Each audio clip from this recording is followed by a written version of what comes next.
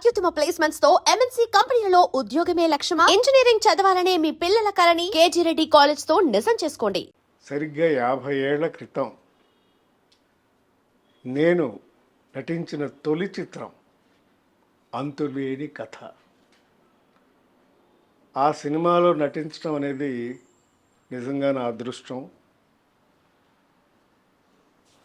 మా గురువుగారు కె బాలచంద్ర గారు ఆయన దర్శకత్వంలో, అలాగే ఆయన అసోసియేట్ ఈరంకి శర్మ గారి ట్రైనింగ్లో నేను ఈ సినిమాలో నటించాం.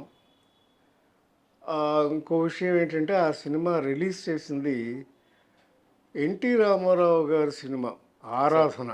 Sir super duper hit cinema. Sir NT Ramarao గారు, వాణిశ్రీ గారు నటించినటువంటి ఆరాధన సినిమా మీద డైరెక్ట్గా రిలీజ్ చేశారు ఈ అంతులేని కథ.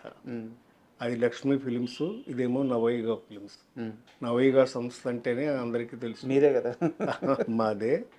మా నాన్నగారు 1947లో స్థాపించారు ఆ సంస్థని. సార్ ఆ స్వతంత్రం వచ్చిన సంవత్సరం అదే రోజున జెండా ఎగరేసి విజయవాడ గాంధీనగరంలో నవయుగ ఫిల్మ్స్ అనే సంస్థని స్టార్ట్ చేశారు. సార్ ఆ తర్వాత అనేక సినిమాలు మా నాన్నగారు డిస్ట్రిబ్యూషన్ చేశారు. కొన్ని వేల సినిమాలు చేశారు. అయితే అందులో ఇది కూడా ఒక ముఖ్యమైన చిత్రం, అంతులేని కథ. అంతులేని కథ గురించి చాలా మాట్లాడాలి. అయితే నా పర్సనల్ ఎక్స్పీరియన్స్ ఒకటి చెప్తాను. చెప్పండి. కొంత వయసు వచ్చిన తర్వాత మణిరత్నం గారి సినిమాలని ఆరాధించడం మొదలుపెట్టాను. అవును. యువ అని ఒక సినిమా ఉంటుంది. అవును. దాంట్లో కథ ఒక దగ్గర స్టార్ట్ అవుద్ది. 3 క్యారెక్టర్లు ఉంటాయి. కథ జరిగి మళ్ళీ ఎక్కడైతే ఫస్ట్ క్యారెక్టర్ స్టార్ట్ అయిందో రెండో క్యారెక్టర్ మళ్ళీ అక్కడికి వచ్చి ఆ క్యారెక్టర్ స్టార్ట్ అవుద్ది. Okay, good. అంటే స్క్రీన్ ప్లేకి ఒక ఫుల్ఫిల్నెస్ లాగా ఉంటుంది అనమాట అది. అవును, ఆయన గొప్ప దర్శకుడు ఆయన. అప్పటికి నాకు బాలచంద్ర గారి సినిమాలు తెలియదు సార్. ఓకే. అంటే నేను ఇంకా సినిమా లోతుల్లోకి వెళ్ళలేదు, అప్పుడప్పుడు చూస్తున్నాను. Okay okay. ఆ స్క్రీన్ ప్లే చూసి అబ్బా ఇలాంటి ఒక స్క్రీన్ ప్లే ఉంటుందా, కథను చెప్పే విధానం ఇలా ఉంటుందా అని చెప్పి చాలా ముచ్చటపడ్డా, చాలా ఆనందపడ్డా. మణిరత్నం గారిని అడ్మైర్ చేయడం స్టార్ట్ చేశాను. కానీ కొంత వయసు వచ్చిన తర్వాత అంతులేని కథ చూసా. ఫస్ట్ షాటు తల్లి కూతురికి బాక్స్ ఇస్తే అమ్మ ఆఫీస్కి వెళ్ళొస్తాను అంటది. సినిమా అంతా అయిపోయిన తర్వాత అదే తల్లి మళ్ళీ అదే బాక్స్ ఇస్తే అమ్మ ఆఫీస్కి వెళ్ళొస్తాను అంటది. అయిపోయింది సినిమా. అంటే 50 ఏళ్ల క్రితం ఈ స్క్రీన్ ప్లే రాశారా? అవునండి. ఇది కథాపరంగా అయితే సుజాత గారు అని ఒక రైటర్ తమిళ్లో. సార్ తెలుసు సార్. సుజాత గారు అంటే అది పెన్ నేమ్ యాక్చువల్గా, జంటే. ఆయన సుజాత అనే పేరు పెట్టి శంకర్ గారి సినిమాలో కూడా వర్క్ చేశారు, రాసేవారు. అయితే ఆయన స్క్రీన్ ప్లే కథ, మెయిన్ కథ మాత్రం ఆయన ఇచ్చారు. స్క్రీన్ ప్లే అంతా చేసింది బాలచంద్ర గారు. బాలచంద్ర గారి స్క్రీన్ ప్లే అంటేనే పాత్ర ప్రధానంగా ఉంటుంది. సెంట్రల్ ఆఫ్ ఐడియా కంటే కూడా సజీవంగా ఉంటాయి పాత్రలు. అందుకనే వాళ్ళతో చేయించుకోవడం కానీ అవన్నీ ఆయన కరెక్ట్గా ఉండబట్టి ఆ పాత్రలన్నీ కలిస్తే ఒక మంచి కథ అవుతుంది. ఫర్ ఎగ్జాంపుల్ అంతులేని కథ ఉందంటే ప్రతి పాత్ర ఒక ఇంపార్టెంట్ పాత్రే. ఎవరు ఎక్కువ ఎవరు తక్కువ అని చెప్పడం కష్టం. చివరిగా అతి చిన్న పాత్ర వేసే కమల్ హాసన్ గారు కూడా గెస్ట్ అపీరెన్స్ చేస్తే అది కూడా ఒక పెక్యులర్ క్యారెక్టర్ లాగా తయారైంది. ఇక రజనీకాంత్ గారి గురించి చెప్పక్కర్లేదు. ఆ సినిమాలో అద్భుతం. జయప్రదకి అన్నయ్యగా నటించాడు, తాగుబోతుగాను, మళ్ళీ మారిన తర్వాత మంచి మనిషిగాను. తీరా మంచి మనిషి అయిన తర్వాత ఆయన డెత్ వస్తుంది. సో అలాగా క్లైమాక్స్కి వెళ్ళే కొద్దీ సినిమా అది నిజంగానే క్లైమాక్స్ పరాకాష్ట లాగా అలాగ పీక్ వెళ్ళిపోయింది సినిమా. నేను ఒక్కో క్యారెక్టర్ గురించి అడుగుతాను సార్, చెప్దాము. అసలు ఇది పార్ట్ 1 పార్ట్ 2 కూడా తీస్తారని చాలా ఎక్స్పెక్ట్ చేశారు జనం కూడా. ఎండింగ్ కూడా అలాగే ఉంటుంది. ఎండింగ్ కూడా అలాగే, అన్ఎండింగ్ స్టోరీ. అందుకే అంతులేని కథ అని టైటిల్ పెట్టారు. ఆత్రేయ గారే పెట్టారు టైటిల్. మహారచయిత ఆయన, టైటిల్ ఆయనే పెట్టాడు. పైగా తెలుగు స్క్రిప్ట్ అంతా కూడా అన్ని డైలాగ్స్ ప్లస్ ఆల్ సాంగ్స్.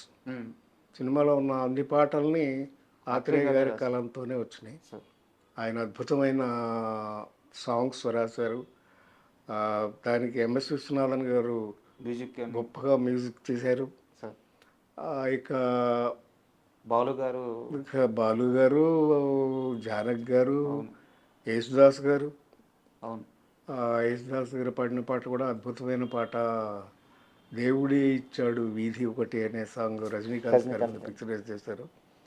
అలాగే ఇక తాళిగట్టు శుభవేళ మెడలో కళ్యాణమాల అనే పాట అయితే మీ పాటే. నా పాట, నేను నటించిన పాట. బాలు గారు స్వరం నుంచి వచ్చింది. సార్.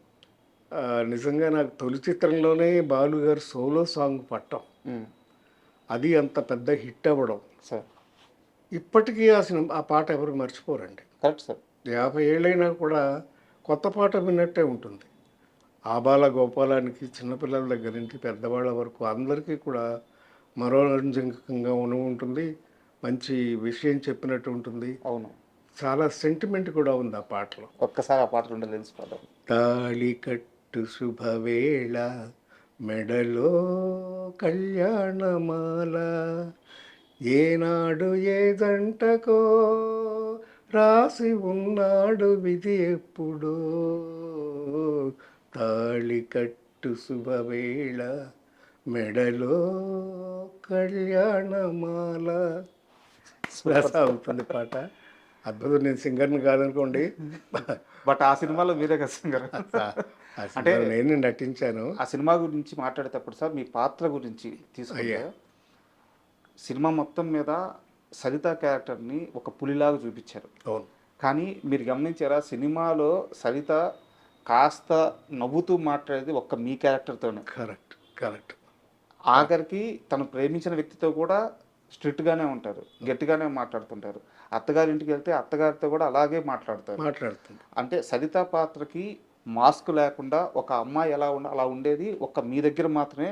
అద్భుతమైన స్నేహం ఉంటుంది ఆ పాత్రతో. అవును. ఇండైరెక్ట్గా చాలా గోపాల్ పాత్రతో ఉంటుంది. పైగా చెల్లెలి పెళ్ళి ఫిక్స్ అయిన తర్వాత వచ్చి నా దగ్గరకు వచ్చి అడుగుతుంది డాబాలో, అవును గోపాల్ నువ్వు పాట పాడాలి అని అంటే, అప్పుడు నేను అంటాను, నాకు సభాయోగమే లేదనుకున్నాను, ఇప్పుడు కళ్యాణ యోగం కూడా లేదు.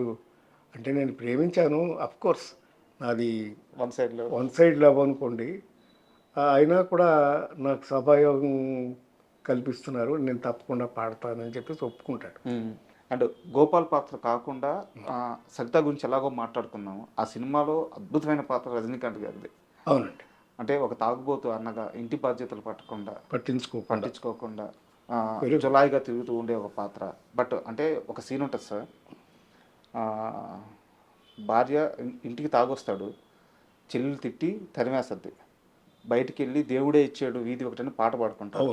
అయిపోయిన తరువాత అర్ధరాత్రి వచ్చి భార్యతో బిడ్డను అక్కడ వదిలేసి భార్యను తీసుకెళ్ళి లోపల గదిలో శృంగారానికి వెళ్తారు. వెళ్ళి చెల్లెలు లేచిన తర్వాత ఆ బిడ్డ ఏడుపుని లేచిన తర్వాత బయటకు వస్తే ఒక లుంగి కట్టుకొని వచ్చి నిలబడతారు రజనీకాంత్ పాత్ర.